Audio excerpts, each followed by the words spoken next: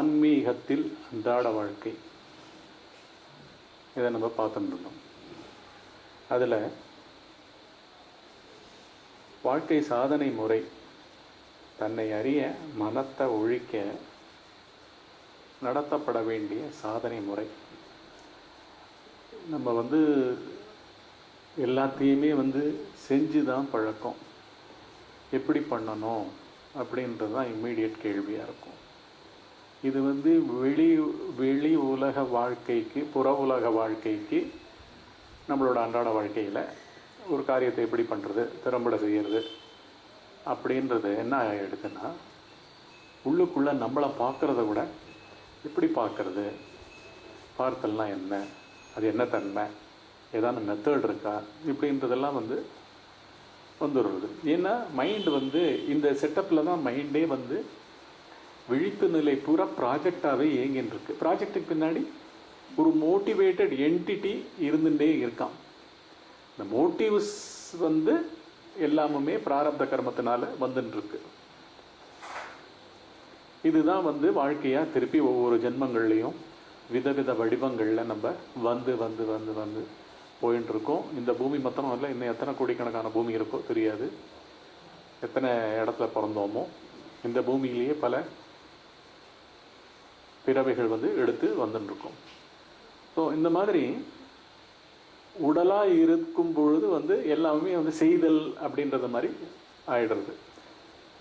ஆன்மீக சாதனைகள்லாம் கூட செய்தல் மாதிரி, எப்படி செய்யணும், என்ன பண்ணணும் அப்படின்னு ஆறுது. ஆக்சுவலாக பண்ணாமல் இருக்கிறத தொடர்ந்து பண்ணணும். இதுதான் நம்ம பண்ண போகிறோம். எதையுமே பண்ணாமல் இருக்கிறது, இதுவாகவும் ஒரு தனித்த ஜீவத்தன்மை, ஒரு அகந்தை மாறாமல், அகந்தையினுடைய வழியே ஏதாவது ஒரு மெத்தட் கிடைக்கணும். அந்த உடலில் நல்லா வாசம் பண்ணி அந்த மெத்தட் மூலமாக ஒரு செக்யூரிட்டியை தேடி மனத்தை பெருக்கி அந்த மனச்சூழலில் அப்படியே கதகதப்பாக இருக்கிறது தான் இந்த அகந்தையினுடைய விஷமத்தன்மை. அது விஷமம் பண்ணிகிட்டே இருக்குது. எப்படி பண்ணணுன்றது மூலமாக ஒரு மெத்தட் வேணும். மெத்தட் வந்துட்டுன்னா மெத்தடை அடாப்ட் பண்ணுறவனா அது மாறி தொடர்ந்து பண்ண ஆரம்பிச்சிடும். அதனால்தான் நுட்பத்திலேயே அதிநுட்பமாக அகந்தையை போக்குறது தான் இங்கே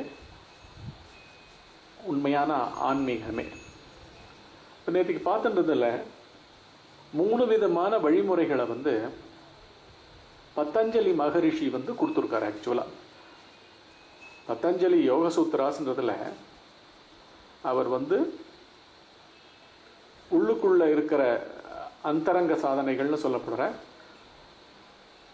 உடம்புக்கு உள்ள மனத்து மூலமாக நம்ம பண்ண வேண்டிய சாதனைகளையும் அற்புதமாக சொல்லி கொடுத்துருக்கார். வெளியில் ஆசனா, பிராணாயாமா அந்த மாதிரி வகையான எல்லாவற்றையும் கூட அவர் சொல்லி கொடுத்துருக்கார். அந்த பதஞ்சலி யோக சூத்ராஸில்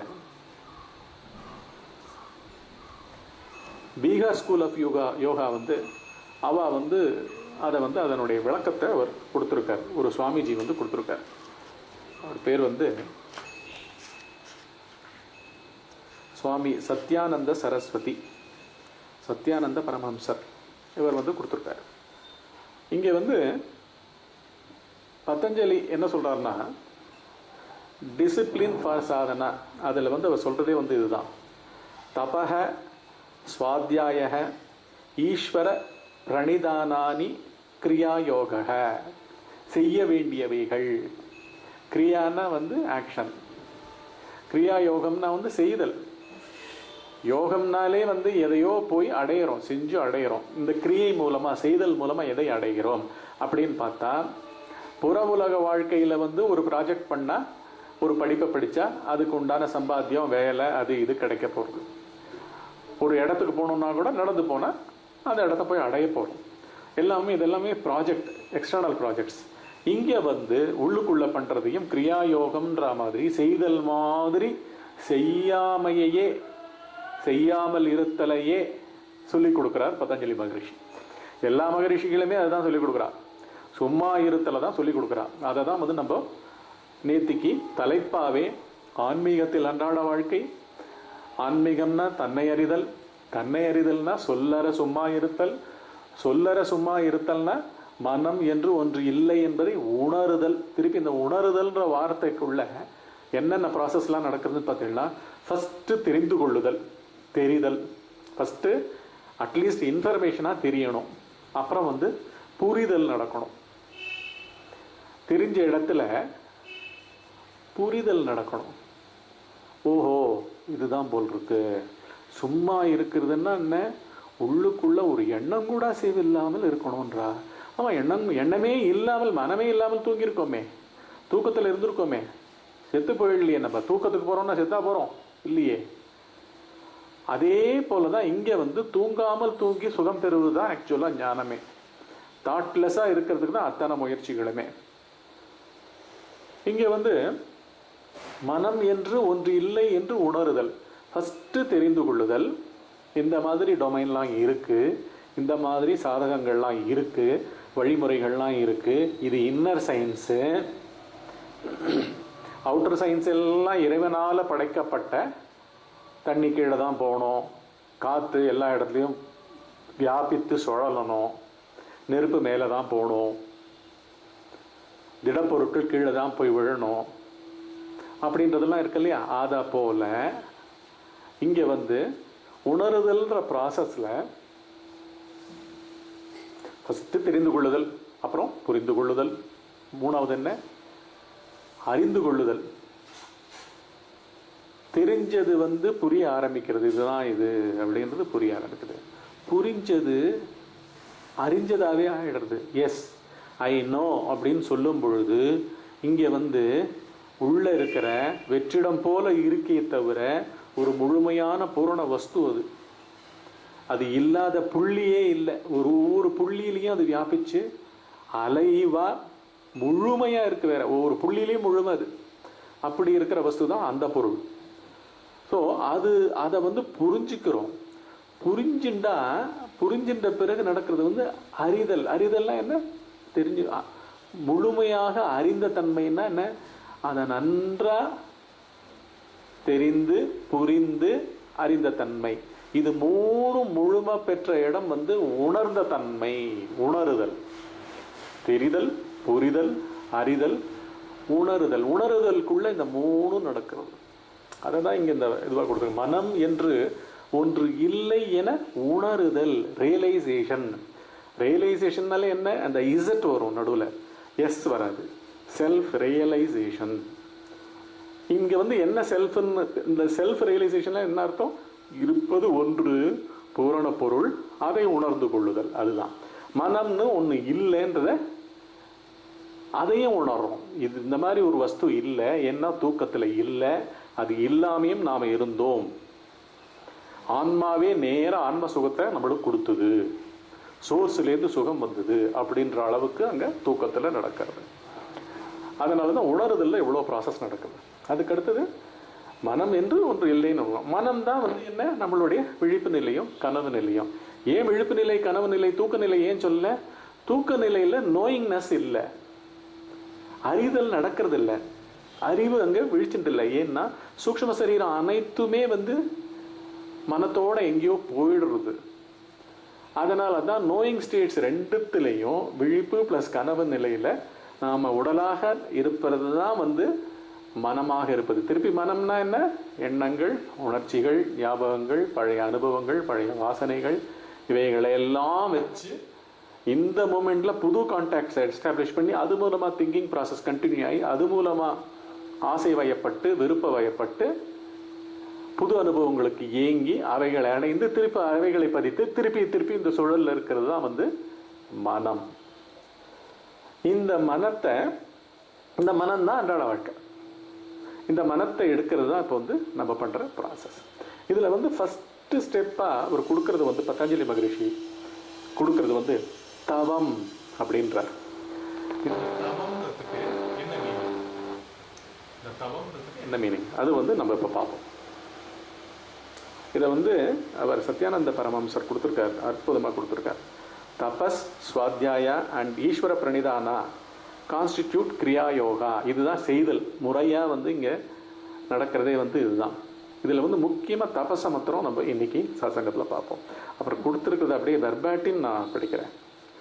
Literally the word tapas means to burn, to create heat or to produce energy.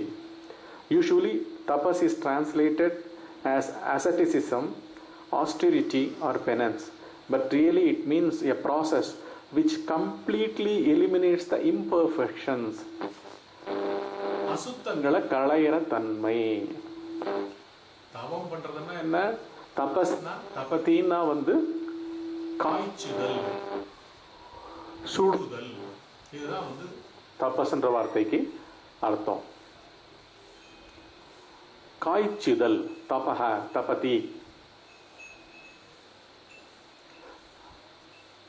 ஆபாத ஸ்வம் தாபயதி ஆபாத தலமஸ்தக அப்படின்ற ஒரு வார்த்தை வந்து விஷ்ணு நாராயண சுக்தத்தில் வரும். ஸ்வம் தாபயதி அதாவது தேகம் பூரா ஒரு இளஞ்சூடோட ஆபாதம் உள்ளங்கால்லேருந்து தலமஸ்தக மண்டையோட்டு வரைக்கும் உச்சந்தலை வரைக்கும் ஒரு இளம் சூடு தாபயத்தின்ற வார்த்தை அங்கே வரும்.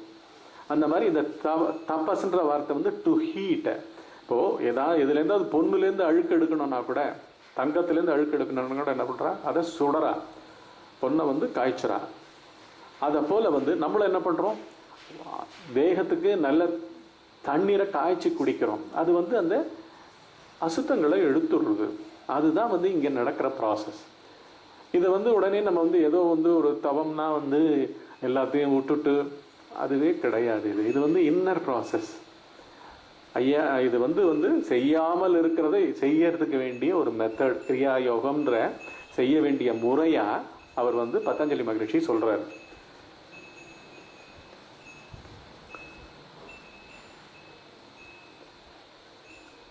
But really, tapas means a process which completely eliminates the imperfections, the dross.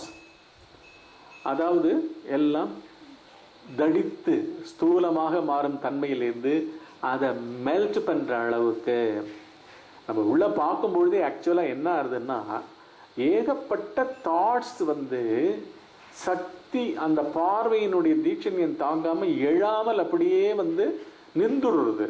ஐயோ இவன் யாரோ முழிச்சுன்னுட்டான் உள்ள, என்கிட்ட வந்து இனிமேல் நம்ம சேஷ்டை பண்ண முடியாது அப்படின்னு அகந்த என்ன பண்ணுறது, பேசாமல் அப்படியே நிற்கிறது. தாட்டை ப்ரொடியூஸ் பண்ணாமல் அப்படியே நிற்கிறது. நின்றால் வெளி, அசைந்தால் வழி. வழின்னா காற்று, அசைகிறது தான் காற்று. அது நின்று போச்சுன்னா என்ன, வெறும் வெளி.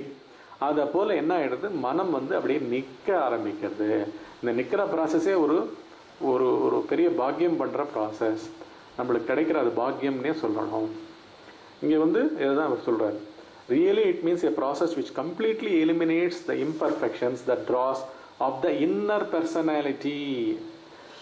Inner personality உள்ளுக்குள்ள இருக்கிற அசுத்தங்களை, மன அசுத்தங்களை, மன மாசுகளை. இந்த தபஸ் பண்ற ப்ராசஸ்ல தான் தியானம் எல்லாமே வருது. தியானம் அனைத்து விதமான சமாதி அனுபவங்களும் வருது. அதாவது தாட்ஸ்னுடைய வேரியஸ் கைண்ட்ஸு, உணர்ச்சிகளுடைய வேரியஸ் கைண்ட்ஸு, காட்சிகளினுடைய வேரியஸ் கைண்ட்ஸு, ஒலிகளினுடைய வேரியஸ் கைண்ட்ஸு எல்லாமுமே வந்து இதுக்குள்ளே வரப்போகிறது.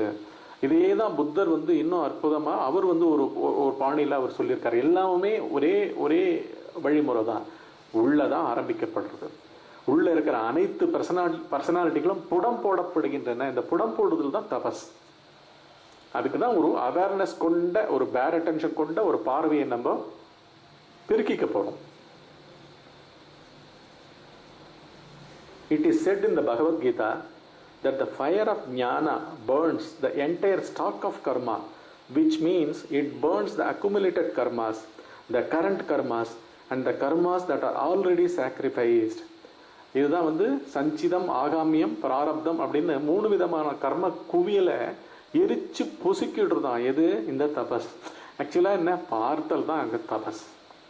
அந்த பார்த்தல் வந்து உணர்வோடு கூடின பார்வை. உணர்வே பார்வையாக மாற ஆரம்பிக்கிறது. இப்போ சாதாரணமாக நம்ம புலன்கள் மூலமாக தான் எல்லாத்தையும் இது பண்ணுறோம். புலன்கள் மூலமாக தான் எல்லாத்தையும் வந்து உணர்றோம். கண்கள் மூலமாக தான் காட்சிகளை பார்க்குறோம். இன்னும் குருடர்களுக்கு வந்து என்ன ஆயிடுது, ஒலிகள் மூலமா, மீதி தொடுகை மூலமா, எல்லாத்து மூலமாவும் அவ பார்க்க ஆரம்பிக்கிறான். ஒரு அவயம் ஹீனமா போச்சுன்னா, அங்க ஹீனமா போச்சுன்னா மீதி அவயவங்கள்லாம் வந்து ஹெல்ப்புக்கு வருது அவளுக்கு இல்லையா? இங்க வந்து இந்த அவயவங்களையே இந்த புலன்களையே நம்பாமல் உள்ளுக்குள்ளேயே ஒரு பார்வை வந்து நம்ம வளர்த்துக்கிறோம். அதை தான் வந்து இங்க சொல்றாரு. அந்த பார்வைக்கு என்ன, கர்ப்பகோடி வருஷமா நம்ம அறியாமை காட்பட்டு என்னென்னமோ செயல்களா மாறி யார் யாராவோ மாறி மாறி வாழ்ந்த வாழ்க்கைகள் அனைத்துமே மனம் என்ன என்பதை விசாரிக்கப்பட்டு எரிக்கப்படுகிறது. It is said by Nagarjuna that even a seed, when not burnt, is capable of giving rise to many seeds and plants. In the same way, when the chitta is not freed from the samskaras, it is capable of producing many more samskaras, bodies and reincarnations. A roasted or burnt seed becomes incapable of reproducing. This process is tapas, which involves self-purification. தன்னைத்தானே தான்ற பொருளை அடையறதுக்கு முன்னாடி, தான்ற பொருள் வந்து ஒரு ஜோதி பொருள். ஜோதி பொருள்னா என்ன, ஸ்தூல வெளிச்சம் கிடையாது, ஸ்தூல உஷ்ணம் கிடையாது, ஒரு அறிவே ஒரு பொருளா துலங்கின்னு இருக்கு. இங்க அண்ட சராசரங்கள் பூரா அறிவே ஒரு பொருளா. ஒரு சாதாரண அன்றாட வாழ்க்கையில வந்து புரிதல்ன்றது எப்படி நடக்கிறது, நம்மளுக்கு அம்மயமா அப்படியே ஆயிடுறோம், டக்குன்னு புரியுறது, எப்படியோ புரிஞ்சுடுத்து. ஒரு பையனுக்கு ஒரு கணக்கு ப்ராப்ளமே புரியாம இருந்ததை டீச்சர் வந்து விளக்கி விளக்கி விளக்கி சொல்லிட்டு வந்து டகால்னு புரிஞ்சுடுறது. எனக்கு புரிஞ்சுடுத்து, இனிமே நீங்க எக்ஸ்பிளனேஷனே பண்ண வேண்டாம், புரிஞ்சுடுத்துன்னா புரிஞ்சுடுத்து, அவ்வளவுதான். புரிதல் நடந்துடுத்துன்னா என்ன அர்த்தம், ஞானம் வந்துடுத்துன்னு அர்த்தம். ஞானம் வந்துதான் திருப்பி அங்க அஞ்ஞானம் வராது, அங்க பொய்மை இருக்காது. அது போல நம்மளை படிக்கிற படிப்புல இந்த பியூரிஃபிகேட்டரி ப்ராசஸ் போல இந்த தவம்ன்றது, தபஸ்ன்றது உள்ள நடக்கிறது. இந்த பார்த்தல் தான் தபஸ். ஜே கிருஷ்ணமூர்த்தி சொல்வார், சீயிங் இஸ் எண்டிங், முடிக்கிறது. எதை முடிக்கிறோம், ஒரு பிகமிங் ப்ராசஸ் நடந்துட்டே இருக்கு ஒவ்வொருத்துக்கிட்டையும். ஒரு தாட்டுக்கு பின்னாடிக்கு கூட என்ன இன்ஃப்ளூயன்ஸ் இருக்குன்னு பார்த்தீங்கன்னா, அடுத்ததா எதுவும் மாறணும், அவன் வந்து எதுவாகவும் மாறணும், எதையோ அடையணும், எதையோ திருப்தி செஞ்சுக்கணும், ஒரு பர்சனாலிட்டியினுடைய வேட்கையை வந்து அடைஞ்சு அதை தணிக்கணும் அப்படின்னு பலவிதமான வேகங்கள், ஓட்டங்கள் இதெல்லாம் இருந்துட்டே இருக்கு ஒவ்வொரு க்ஷணமும். இது ஓஞ்சிருக்கிற காலமே கிடையாது. அதனால்தான் மிக நுட்பமாக பண்ண வேண்டியிருக்கு இந்த செல்ஃப் பியூரிஃபிகேட்டரி இந்த ப்ராசஸ். இந்த செல்ஃப் பியூரிஃபிகேட்டரி ப்ராசஸை பண்றதுக்கு கையாளுற உபாயம் தான் வந்து தவம். தமிழ்ல வந்து தவம், சமஸ்கிருதத்துல தபஸ். இந்த தபஸ்ன்றது வந்து பார்த்தல், மென்மையான பார்த்தல், எந்த கருத்துக்களற்று பார்த்தல், எடை போடுதல்களற்ற பார்த்தல், விமர்சனங்கள் அற்ற பார்வை. அதாவது எல்லா வினைச்சொற்களையும் கம்பேரிசன்ஸ் இல்லாத பார்வை, காம்படிஷன்ஸ் இல்லாத பார்வை, தேடுதல் கூட இருக்கக்கூடாது, சீக்கிரா கூட இருக்கக்கூடாது. இந்த பார்வை பார்க்கும் பொழுது இன்னசென்ஸ்னா இன்னசென்ஸ், அப்பேற்பட்ட இன்னசென்ஸ் இருக்கணும். அதனால்தான் ஞானிகளை என்ன சொல்வான்னா, அவ வந்து வெற்று பார்வையோட இருப்பாளாம். இந்த அழகா இருக்கிற பறவை பார்த்தீங்கன்னா, புறாவோ ஏதானோ அந்த முட்டை மேல குஞ்சு பொறிக்கிறதுக்கோசரம் அடக்காத்துன்னு உட்கார்ந்து இருந்ததுன்னா, அது வந்து அந்த ஃபீலே தன்னுடைய ஹிருதயத்தினுடைய பால்பிட்டேஷன் மூலமா, அந்த இதயம் துடிச்சுட்டு இருக்கு பார்த்தீங்களா, அந்த ஸ்பந்தனம், அந்த ஸ்பந்தா மூலமா லைஃபை அங்கே உள்ள அந்த முட்டை மூலமா அந்த குஞ்சுக்கு அனுப்பிச்சுட்டு இருக்கு. முட்டையில் இருக்கிற கருவுக்கு அப்படியே அனுப்பிச்சுட்டு தாட் ரூபமாகவே அனுப்பிச்சுட்டு இருக்கு. அதுக்குள்ள தாட்லெஸ்ஸாக வெறும கண்ணு இப்படியும் அப்படியும் அப்படியே அந்த பறவை பார்த்துட்டு இருக்குமே தவிர வெளியில ஆக்சுவலாக ஒன்றுத்தையுமே பார்க்கல. அது ஒரு வெற்று பார்வை. அந்த பார்வைக்கு பின்னாடி ஒரு பர்சனாலிட்டி இருந்து உலகத்தை எடை போட்டுட்டு இல்லவே இல்லை. அதை போல ஒரு பார்வை நம்ம வந்து கொண்டு வந்துக்கணும். ஒரு தாட்டு பின்னாடி கூட ஒரு சென்டர் இல்லாமல் ஏதோ தாட் வந்திருக்கு, ஏதோ செயல் வந்திருக்கு, செய்யப்படணும், அவ்வளவுதான். செய்பவன் யாருன்னு கூட தெரியக்கூடாது. அப்சர்வர் இல்லாத அப்சர்வேஷன் வந்து தூய்மையான அப்சர்வேஷன். செய்பவன் இல்லாத செயல் வந்து பியூரிஃபிகேட்டரி ப்ராசஸ். இவைகள்லாம் என்ன பண்றதுன்னு பார்த்தீங்கன்னா, சித்த சுத்தி அப்படின்ற ஒரு ஒரு சித்தத்தை வந்து சுத்திகரிக்கிறது.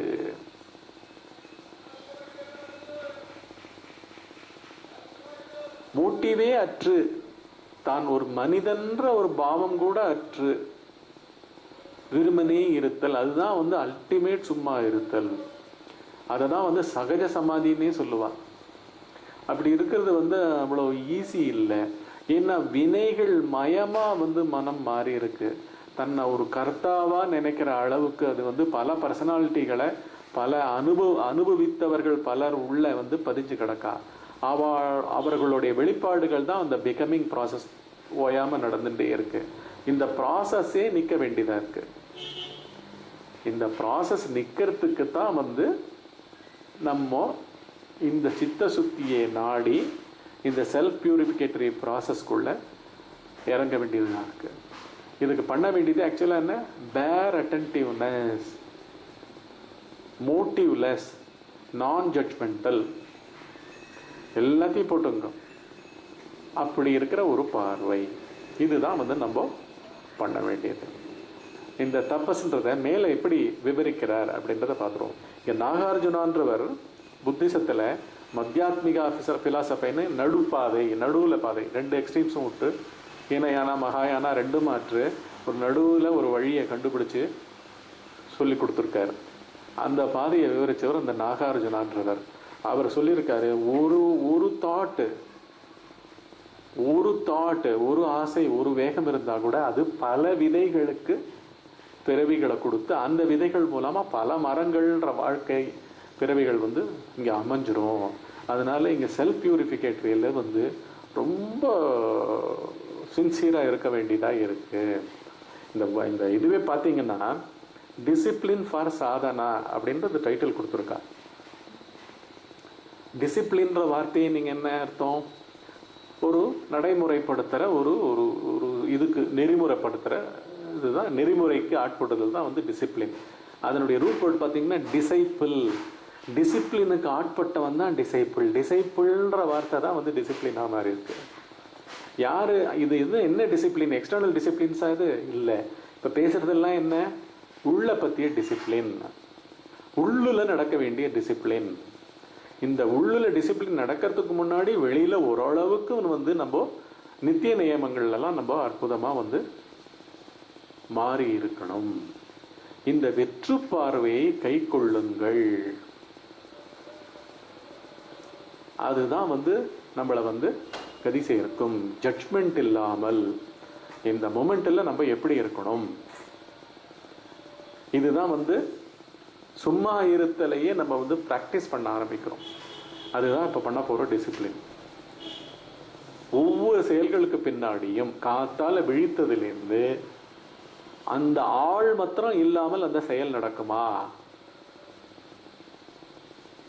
செய்பவனற்று செயல் நடக்கும். ரோட்ல நடந்து போறோம்னு வச்சுக்கோங்க, ஒரு இடத்துல இருந்து இன்னொரு இடத்துக்கு போகணும். வெறும் உடலை உபயோகித்து உடல் நடந்து கொண்டிருக்கிறதுன்ற அவேர்னஸை தவிர உள்ளுக்குள்ள வேற எதிர்காலத்தை பத்தியோ கடந்த காலத்தை பத்தியோ நிகழ்காலத்திலையோ அந்த நடந்து போதலுக்கு பின்னாடியே ஏதோ மோட்டிவோ இல்லாமல் வெறுமனே, அதுக்கு தான் பல உபாயங்களை வந்து புத்த மதத்தில் புத்தர் வந்து அற்புதமாக சொல்லி கொடுத்துருக்காரு. அதெல்லாம் வந்து என்ன ஹெட்டிங்கில் வருதுன்னு பார்த்தீங்கன்னா மைண்ட்ஃபுல்னஸ் அப்படின்ற ஒரு ஹெட்டிங்கில் வருது. அதாவது என்ன? வெற்று கவனமாகவே எப்படி வாழறது, மைண்ட் இல்லாமல் ஒரு ஒரு ஏக கவனமாக ஏகாகிரகத்தோட ஒரு முனைப்போட எப்படி வந்து விழிச்சதுலேருந்து கடைசி தாட்டு மறைஞ்சு தூக்கம் வர வரைக்கும் எப்படி வந்து சத்தாவே வாழுதல், ஒரு சென்டர் இல்லாமல் எப்படி வாழுதல், இதுக்கு பலவிதமான மைண்ட்ஃபுல்னஸை சொல்லி கொடுத்துருக்காரு. அதெல்லாம் நம்ம கொஞ்சம் கொஞ்சமாக பார்ப்போம். அடுத்த சத்சங்கத்தில் சந்திப்போம்.